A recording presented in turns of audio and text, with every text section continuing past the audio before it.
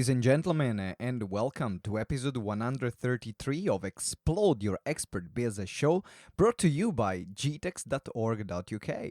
I'm your host, the one and only Simone Vincenzi, the Expert Strategist, and this is the podcast for experts who want to become the ultimate authority in their niche while making an impact in the world.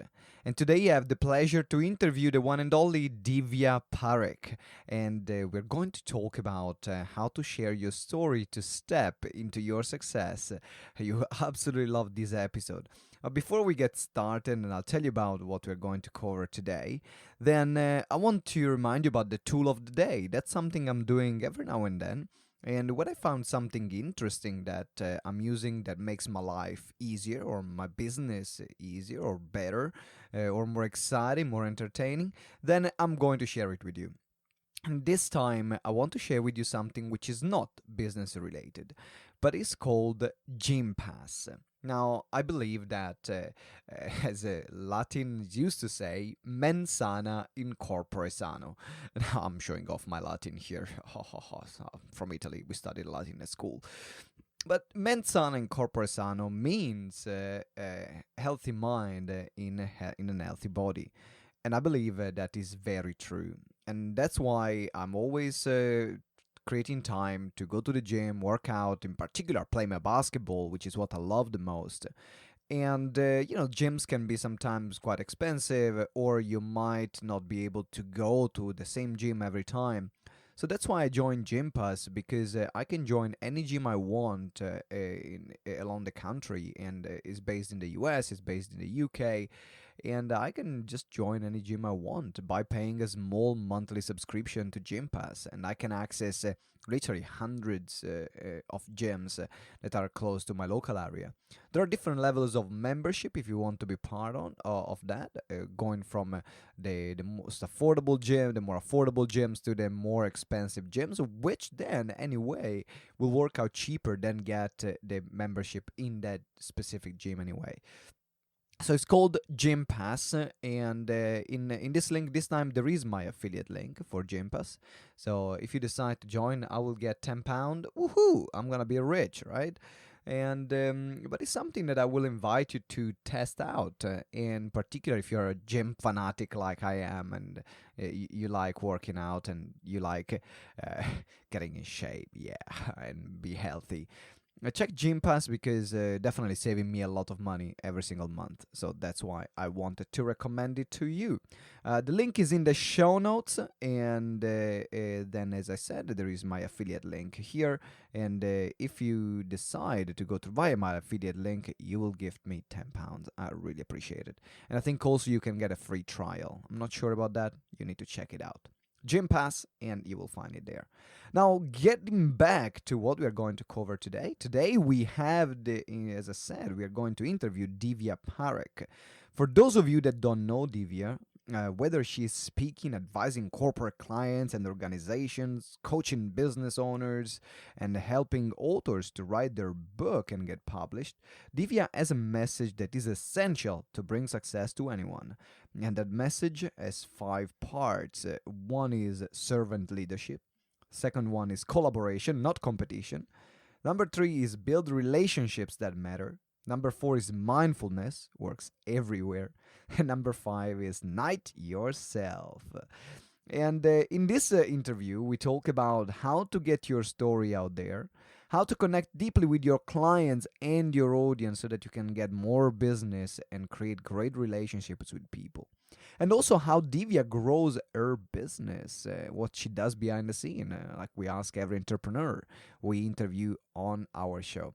You can read the full transcript on the interview, get all the bonus resources, the links on our website, which is www.gtex.org.uk/episode 133. And you will also have the links to connect with Divya as well. Now, before we start, just a few announcements. If you haven't downloaded yet your Selling from the Stage checklist, what the heck are you waiting for, right? This is the most comprehensive checklist to help you create a presentation that sells like crazy. So make sure you get it. It's free. You have a download, and it will transform your presentations and business forever. So get it. And also, if you want to join a community, a vibrant community of experts like yourself, get free training that I'm doing every week, be part of our live Q&As, then come and join our free Facebook group, Explode Your Expert Biz. You will absolutely love it there, and you can join the conversation and also ask any question you want to all our guests that we interview on our show. And you can find again here the link in the show notes, or you can go on Facebook and check Explode Your Expert Biz. If you haven't subscribed to the show, please subscribe. Really appreciate it, and take the time to leave us a review. It helps you cannot even imagine on a podcast level how much this helps. If you like the work that we do, I put a lot of effort, me and my team, we put a lot of effort to make sure that we create great content week after week, episode after episode for you, and we are consistent with this. And if you can leave us a review, it will mean the world to us, and which means that we can share our message even to even more people. So subscribe, leave us a review, and any question you have, you can send me an email at simone@gtex.org.uk. That comes straight into my inbox. Now, without further ado, it's time to start the music, and let's hear it from Divya Parekh. Ladies and gentlemen, welcome to another episode of Explode Your Expert Biz Show. I'm here with the one and only Divya Parekh. How you doing, Divya? I'm doing good. Thank you for having me on your show, Simone. Fabulous. Now, we connected because we are both contributors of Forbes and the Forbes Coaches Council. So that's actually, I think it was Chris Cebolero that put us in touch, if I remember well. That's correct. Fantastic. And actually, I'm going to be interviewed on his show right after this interview. Such a small word, right? Oh, fantastic.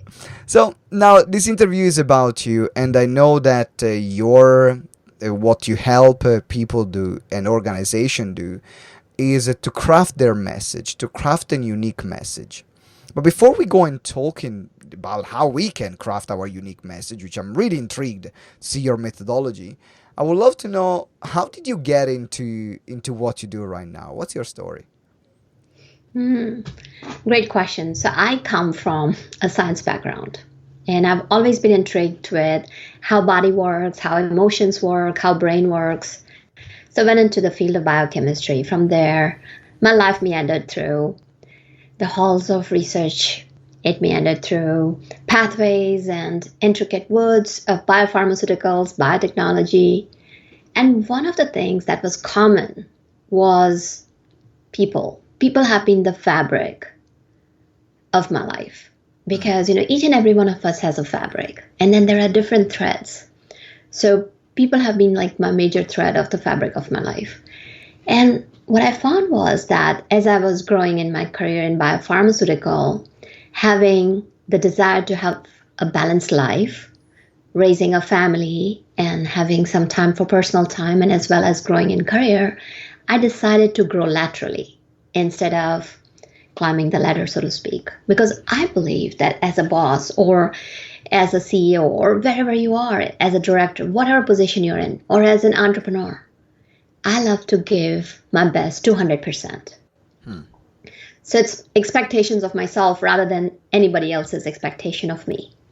Right. So then I decided that, okay, if I'm going to do that, then I'm probably going to end up spending a whole lot more time than I would if I were growing my career laterally. And in that, I was very fortunate to have run multi-million-dollar projects and worked in different aspects of pharmaceuticals, from marketing to business side to connecting with clients and leading projects, taking the medications, life-saving biotech medications from the ground zero, so to speak, and taking it to market after FDA and EMEA. EMEA is a medicinal entity in Europe, having their approval. So as life progressed, of course, entrepreneurship is far from thought, but 2008 rolls in. and economy took a downturn in Mm-hmm. US. And there was a big hit. A lot of industries were impacted by it. And of course, biotechnology and biopharmaceuticals were no strangers to it, so to speak. Mm-hmm. And here it was. My husband was in IT, which at that time, it was really a bad market for Yeah. information technology. So it was almost guaranteed that he was going to lose his job. And now we have a grapevine, the rumor going around in our company that, oh, there's going to be a layoff. So very turbulent times, very stressful times. And then one day, the rumor came true. We were all there and they said that, oh, there are going to be quite a few layoffs. And here I was standing in one corner praying that hopefully that I was not the one who was laid off, because, when you're raising a young family, you're just kind of thinking so many different thoughts are rushing and gushing through your head. And at that point in time, I felt really powerless. Mm. And I felt this small because I had always taken great comfort and solace in the fact that that I always cared about other people. I thought that was one of my main values. Mm-hmm. And when it came me versus them, here I was like, okay, everybody else, I want to keep my job. So it was a very revealing moment in my life. And a lot of my friends were just walked off with all of their lives. I mean, when you're in biopharmaceuticals and then you're in science, beauty is that science doesn't stop for anyone. Yeah. It's continuous going. So you sometimes are spending weekends, sometimes nights together when you have almost a couple of $1 million batch running. And especially when you're leading the whole project, then you have to be on top of different things. So, you're so involved in it. And these are people who become your family, whole of their lives, packed in one little cardboard box, and they're walked out of the door. And that was it. And I sat down, reflected a lot, and I found that I had this insatiable thirst for learning and helping people and finding something tangible. Biopharmaceuticals was extremely rewarding. Mm-hmm. Because I knew that medicines we made, sometimes a lot of patients at the end of the pipeline were waiting for it. They could not live without it. Yeah. But yet it's intangible, right? Yes, you know about it, but it's somewhere down the road. You don't see the impact. You don't feel it. You know that it's there, but you don't see yourself being part of it. Right. Yeah. So that's when I moved towards coaching. And then rest, they say, is history. So you move towards coaching, and now you do something which is very specific, which is helping organizations and entrepreneurs finding their unique message, their unique value proposition. So what transition did you make then from biopharmaceutical to coaching to what you do now? What happened that got you so passionate about what you're doing right now? Oh, definitely. So let me share, regardless whether we make conscious choices or we make unconscious choices, each of us is living a story. Now, you could be living in a story of powerlessness. You could be living a story of powerfulness. You could be living a story of being victimized, like, oh, poor me, and I'll keep on crying for the rest of my life. Or you could be living in a story where you can have support, cry about it, because it's okay, right? Just like I always give an example of viruses impacting our bodies, right? So it has to get out of the system. Either it's purged through antibiotics, or it is, viruses, of course. Antibiotics don't work on viruses, but I'm talking about any microbes entering our body. So either you get fever, you throw up, body has a way of getting rid of it. So similarly, it's okay to sit down and cry to someone, but it's about like, okay, I've let it out. Any toxicity that's impacting me, I've done something to get rid of it. And now I'm back on the road. And as they say, that you fall off the horse, you gotta back on the horse and get riding. Yeah. So going back to like talking about that, why did I become passionate? And the same thing, it's like going from microcosm to macrocosm. And if you take a look at atoms, right? just how atoms are revolving in an empty space. And when you take it to the big, like when you go to galaxies and all that, it's the same revolution, same empty space. So same concept runs through, and same thing happens from an individual to an organization. Yeah. Regardless whether you're a small entity or a large entity, you are living a story. You are living a message. So why not live something that will not help you thrive, make you live life with passion, and living in life, not just letting life go by where you're just like, you're just passing through it. So living in life and thriving in it and living your legacy. Yes, I'm talking about leaving your legacy, but why wait? Go ahead and live your legacy now. So that's what made me passionate about what I do now. That's very powerful. Thank you very much for sharing, Divya. And I think that a lot of people, they go through this period of transition. I was blessed to interview more than 100 guests here on this show. And a lot of people actually, they had their turning point with the financial crisis in 2008. That was the moment where some people were forced, or some people decided a wake-up call to take more control. And interviewing also people like yourself, I'm always interested in story, and that's what I resonated with your message right now. Because yes, everyone has a story, whether you like it or not.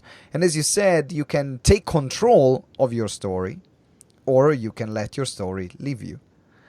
And that's, I think, what's so powerful about what you shared right now, which is a beautiful bridge to what we're going to talk about right now, which is crafting your message, crafting your unique value proposition. Now, we were talking earlier while we were having a chat, and you said that there is a difference between a unique selling point and unique value proposition. What's the difference? So it goes back to my core value system. Right. Each and every one of us has values, right? So the way I see the difference is selling is coming from a place, even though your services may be doing fantastic job, your products may be adding great value to people, but still the thought is that I want to have this unique selling proposition. So I want to create a transition right there, changing the intention.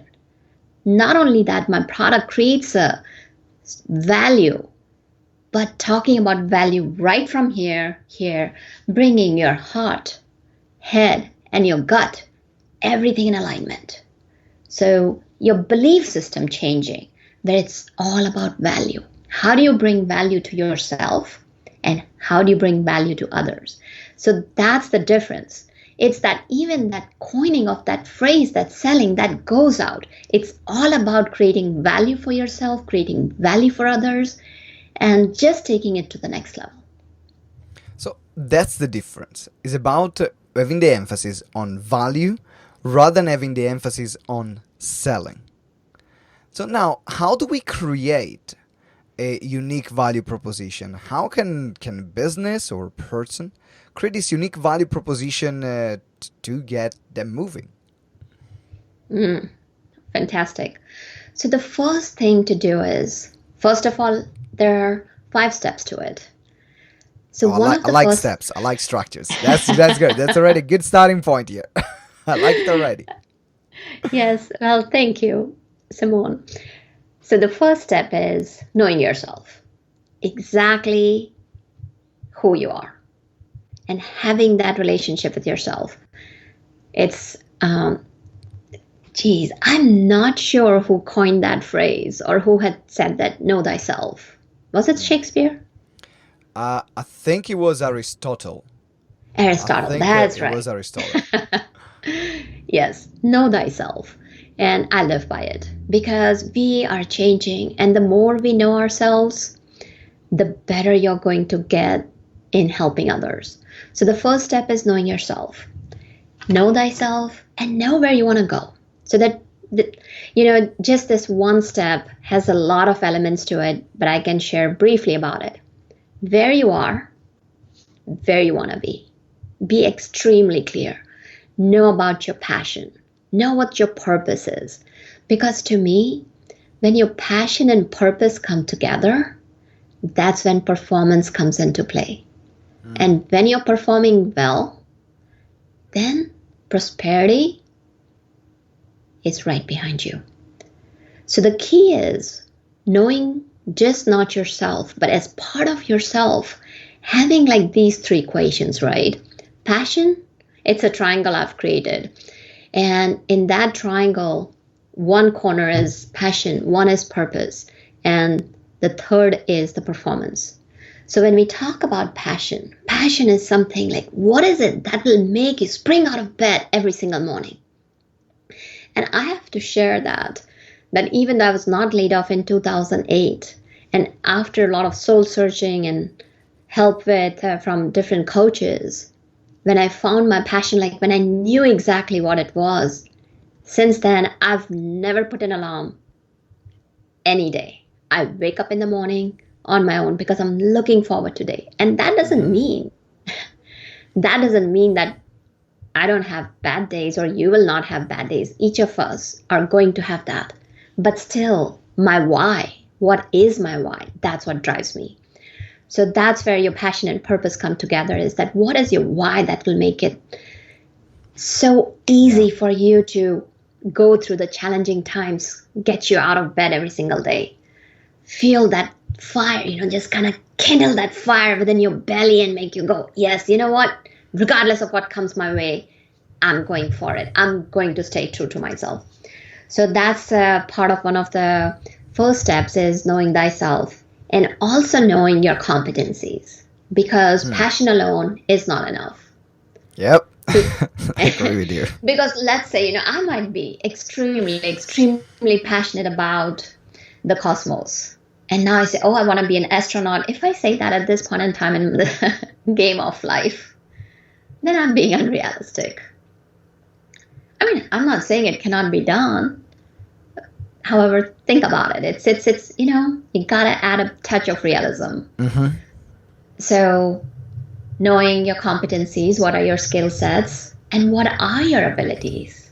So your abilities that you already have and where you want to go, how can you add to it? Creating a structure and creating a plan around it. Because even though I decided in 2008, it was after several years that I left corporate to step into the full playground of entrepreneurship. So that's the part of know thyself, having that competencies and also knowing about that gap. It's important to know about that gap because it's all about mastery. And when I talk about unique value proposition, it doesn't come unless you have mastery in it. And now, you may ask a question that, do I have to wait till I work like 10,000 hours? And recently I heard from somebody else, you need 30,000 hours to become a true master. Yeah. No, you don't have to wait until then. As long as you are good, you're an expert, you can go ahead and get started and then continuously learn. I agree with you. Sometimes imperfect is better than done. Yes. And at the same time, you need to be honest and to be upfront with the level where you're at. Because I found that sometimes in this industry, we have the whole concept of fake it until you make it. And there are people that claim to be masters even if they're not masters. So I think that as a main core message here, we are talking about, yes, get started. Don't let your, if you haven't done 10,000 hours, 30,000 hours, or 100,000 hours, don't let that stop you. Don't let that stop you. Get started. And at the same time, be honest to where you're at, because people will respect you much more for that. That's what I found out personally. I don't know if you found out the same, Divya. Oh, yes. Yes, and that's where I always share is that, bring that authenticity. Yeah. And it's so important, regardless where you are, whether you're an organization, whether you're an entrepreneur, come from a place of an integrity. If you don't know, it's okay. Just share that I don't know, and I will share this, that, I can go to some folks, I have resources. Mm-hmm. Don't say no that you can do it.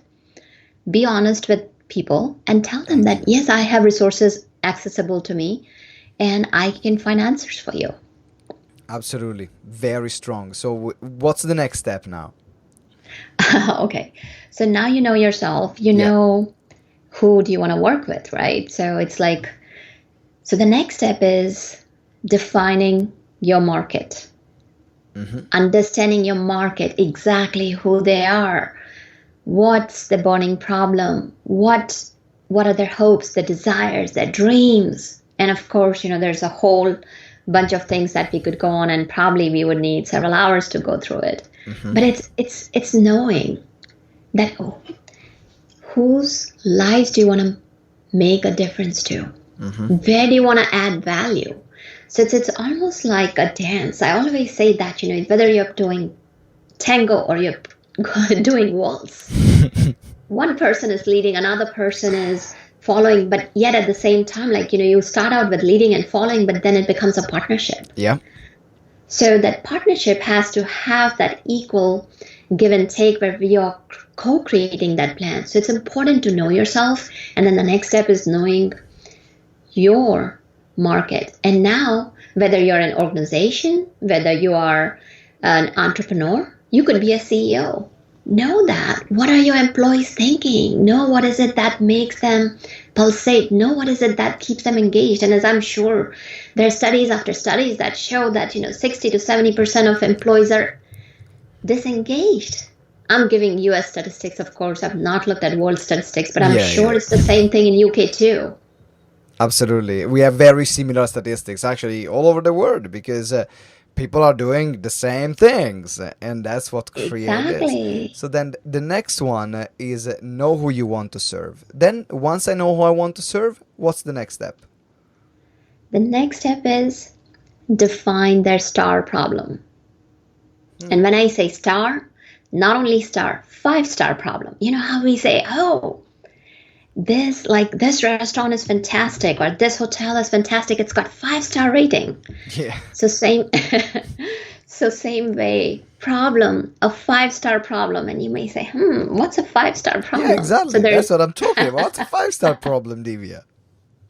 So 5-star problem, it's again, like, that would take time, but like I can kind of cover in short, is the problem that will make your market's life miserable, that is holding them back, that is not allowing your prospective customer, your prospective partner, your prospective client, your prospective team. It could be in different situations, right? So even if you're in an organization, a team is not working. What is it that's not making them work? If you're an entrepreneur, what is it that your market, what is it that's stopping them from achieving that greatness? So that's why I say it's a 5-star problem, because if it has so much value, because we are talking about unique value proposition here. Yes. So there are tons of people out there in a crowded market. I don't like to call them as competitors. I like to call them as collaborators. I mean, because they may be dancing in the same field, and yet they're not making it. So for you to make it big, what is it? You gotta find out what is that 5-star problem that your market is having. Fantastic. So now you find the 5-star problem, and then what's the next step? Now the next step is coming up with a 5-star solution. That makes sense. It makes sense, right? Yeah. So you find the solution, and as part of this step, it's important to know if this is something that people know that they do have a problem. So it's almost as part of implementation, you do a pilot program and make sure that 5-star problem is the right one, your 5-star solution is the right one. So that's number 4. And 5 is, I always, coming from a background of corporate, using Lean Six Sigma, is reflection and reevaluation and readjustment. And seeing whether you're on the right track or not. If you're not, readjust, learn. It's so important to learning and tweak it and go for it. So those are the 5 steps. Fantastic. Can you recap them very briefly? Let's go from number 1 to number 5 very briefly. So then if you're listening right now or you're watching this video on YouTube or on Facebook, then make sure that you take notes. Take notes. Now from step 1 to 5. Go, Divya. So the first step is know thyself, as Aristotle said. So thank you for that, filling me in. Then second is know your market. Know your prospective buyer, know your team, know your client, know who your colleagues are, know who your employees are, know who your partner is in any phase of life, know others. Third is find out what is their 5-star problem. Mm-hmm. What is it that's bothering them? What is it that's causing them pain? What is it that's keeping them up at night? And then based on that 5-star problem, the fourth step is come up with a 5-star solution that will make them feel great, that will make them go from one level to the next level, because you are here to serve your market. And when you come from a place that I'm going to give that 5-star value to my customer, 5-star value to my employee, 5-star value to my colleagues, then just that mindset, start with that mindset. When you're starting with that mindset, the results are going to be fantastic. So that was the fourth step. The fifth step is when you implement it and then reflect upon it, reevaluate it, reassess it, and if any changes need to be made, readjust the course, correct the course, and do it again. Fantastic. That was gold. That was absolute gold. Thank you very much for sharing it, Divya. Now, what I want to move is to transition into the next part of the interview, where I will love what we called lifting the veil. And here is the part where you are going to share what is something or a tool that you use in your business, or a practice that you use maybe in your marketing or sales on your operation, that actually makes the difference, that everyone should know. What is that thing, Divya? Let's lift the veil. Absolutely. It's writing the right book. It is, so as we talked about, it's first of all is writing the right message. Yes. And once you have the right message, then of course there are different ways of disseminating that message to come across and connect with your market. But what I have found in my experience, writing in quotes the right book makes a world of difference. So what makes the right book? Because you said right book, not just a book. How can we make it right? So it's again, so for example, I can share with one of my clients, Karen, actually couple of years back. I mean, I've known her for quite a few years, and she already had a program, fantastic program. It's a program on how to build influence. And she has a full-blown program for coaches, for organizations, and she was already engaged. She was working with big organizations, with executives and all that. And then she was teaching the course to some of the coaches. She was training them so that they can go and teach in other organizations. And then they were sitting and telling her, Karen, is there any way that you can capture in a book? Because your program is so vast that it's hard to know what it is. And then fortunately, she came across, I think so it was my 11th or 12th book, I don't remember. And while she was reading it, and she said, Divya, can you help me write my right book? So you wrote how many books? I think so the last one was 12th or 13th. I don't remember. Wow! You are incredible. What's the name of the last? I don't know about that. What's the name of the last one? The last one is Revealing Your Masterpiece. Right. So she read one of your latest books, and then what happened? So she asked you for help, and what did you do with her? So we walked through those 5 steps, because when she came to me with an outline that, this is the outline I have for a book, and I said, no, let's start from a clean slate. And we went through all 5 steps. I helped her figure out her 5-star problem. I helped her know herself, because the best part of the thing is that coming from a science background, I've got a battery of validated assessments and what it would take somebody like, let's say if I went without a partnership of assessments and I stepped into a coaching partnership, it would take months for people not only to build that trust with me, but also it would take months for them to know themselves. So here, the way we start out is one of the things is like a person has to be invested in themselves. And as you said, like lifting the veil. One thing is you gotta have that passion, because without that passion, things don't happen.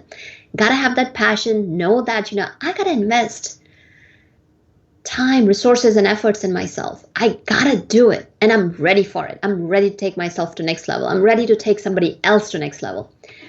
So we do a battery of assessments, and once we have done that, we know that know thyself part, and we really get into the nitty-gritty details of figuring out what's the gap, like really exactly what's the gap, and then what is it that makes them tick, like out of her whole programs, what was it that really she wanted to narrow down? What was the message she wanted to create? So, okay, we have her message that this is the message she wants to pass on. Then we went to the next step. And even though her clients were defined, we still grilled it down that, okay, who would be your ideal person that you'd like to work with? Yes, you have it totally grilled down. And we did that. And then third was, again, we took that problem and really, like, it's like crystallizing it. Yep. Supersaturation or distillation. So same thing, we walked through the whole process, and now her book is out. She hit #1 bestseller. And actually a lot of people in C-suites are just ordering her books. And I think so she already got a contract with an organization. So it's that easy, because book is the new business card. As you walk away from someone, sometimes, yes, you may put it in an app, it captures somebody's contact information, but you forget. Whereas a book goes with them to their house. You're going with them to their house, and think about it. They can read at their leisure. And as they're reading, you're not sitting there and convincing them. How, as a lot of entrepreneurs will say, in your sales pitch, in your conversations, always have the objections answered. So this is, you don't even think about objections. That's the beauty of it. Like, when you talk about value, they see what you bring to table. You don't have to sell yourself. And that's why when you've written the right book with the good intention of helping others, and we also craft the book in such a way that reader always is coming back to you, putting different structures in book in such a way. And that's, again, personalized, because when you go to a doctor, you're not going to say, hey, doc, give me one medicine that will work for all. Yeah, absolutely. Like, sometimes here you go to the doctor and all they say is like, oh, take some paracetamol. No, I just want something like, it seems paracetamol for everything. So no, give me something that actually can work for my solution. Now, I have one last question before we wrap up, Divya, which is about, you wrote almost like 13 books. And how do you structure your time to write so much? Because, some people even struggle to write one book. I wrote 4 and, my God, right? No, but personally, I don't like writing. So for me, it's even extra. Is that because you have a great passion for writing? Do you have some magic powers? What? Tell me, how do you write so much? So I don't have a passion for writing. I love sharing my message. I love what I do. And when you love what you do, then the means is just a means. And also I have to share that because I worked with world-class people to figure out what writing is, and I have been finessing my process. So yes, I do have a process where whether you're a writer or you're not a writer, whether even if you don't have time, we craft the book in such a way, it's a personalized process, it's customized just for you, that it's a pleasure, not a chore writing a book. Oh, that's brilliant. So for everyone that feels that is listening right now, that feels, I got to publish my book, but I cannot have time, or I don't know how to do it, then make sure that you get in touch with Divya. So now, how can people connect with you? How can people get in touch with you, and do you have something for them? Absolutely. They can reach out to me through my website. It is www.divyaparekh, divyaparekh.com, and I'll spell it out. D as in David, I, B as in Victor, Y, A as in Apple, P as in Paul, A as in Apple, R as in Robert, E as in Edward, K as in Kevin, H as in Harry.com. And my email address is contact@divyaparekh.com. And also, I do have a gift. May I share? Of course, please. Okay. So it is HTTPS, just like, any other H, T as in Tom, T as in Tom, P as in Perry, S as in Sam, :// success. success.divyaparekh.com/ make it big. So if you're thinking of writing a book, these are 9 marketing hacks that tell you how you can make it big even before you've written a book. Oh, fantastic. So make sure that you're going to go on that link. We are going to put all the link that Divya shared right now in the show notes. So you can scroll down your app if you're listening on iTunes or Spotify, or if you're watching on YouTube, you will find those links in the description, and make sure that you check them out, because definitely a book is a must-have. If you're an expert in your industry, literally you're not an expert if you don't have a book. Now it becomes standard. Before was a nice to have. Now is a must-have. Like, if you don't have a book, hey, like, go back to school, right? It's kind of this reputation in our industry. So make sure that you take it seriously, clarify your message, and write your book. Divya, thank you very much for being with me on this interview. It's been an absolute pleasure. Oh, thank you, Simone. I loved it, and I really appreciate it. Very grateful. That's my pleasure. And if you're listening right now, make sure that you subscribe to our show so you don't miss any other episode.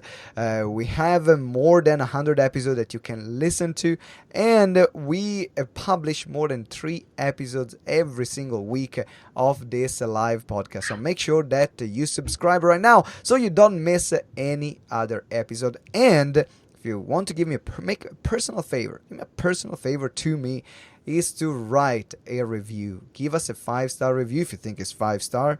If you think it's 4-star, give us 4-star review. If you think it's 3-star, just don't bother. just give me the good ones. We're talking with Divya today about the 5-star, so I like that. And let me know, what did you like the most about this show. Also, I'll read every single review, and I will personally thank you here on this show. So thank you very much for listening. Thank you very much for watching. And always remember that together we grow exponentially. Bye for now.